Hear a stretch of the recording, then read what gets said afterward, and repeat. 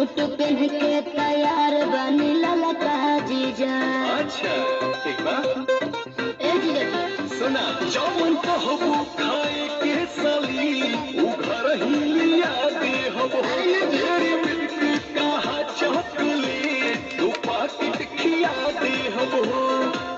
मालूम ना हम चॉकलेट को जीजा चाउमीन चाट के पलट को जीजा बुलेट को जीजा बुलेट को जीजा ले चले घुमावे बुलेट को जीजा बुलेट को जीजा बुलेट को जीजा ले चले घुमावे बुलेट को जीजा।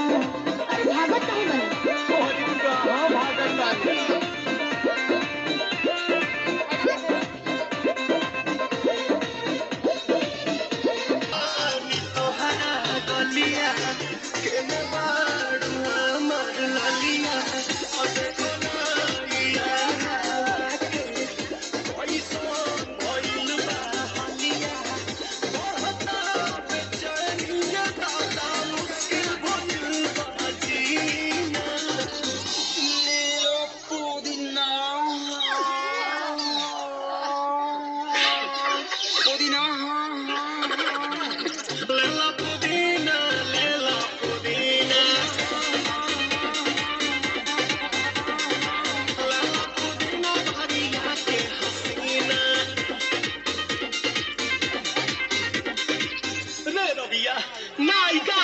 लूटा ना भैया कलाई माला तनी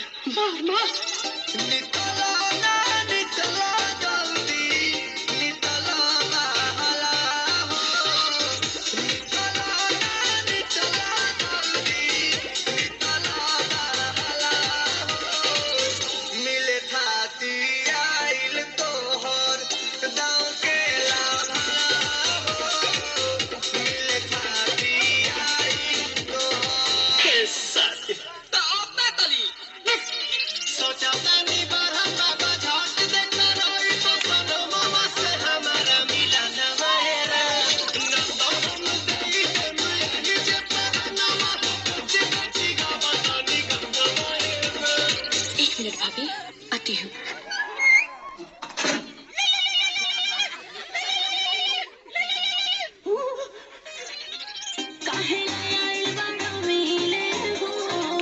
भीतर से मन हमर हिले हो काहे लाया आइल बड़ा मिले हो भीतर से मन हमर हिले हो रही बात दुख बड़ी बड़ी बड़ी मैया जय निरदैया आज है भैया जय निरदैया आज है भैया जय निरदैया। हम ना जाए। अच्छा लो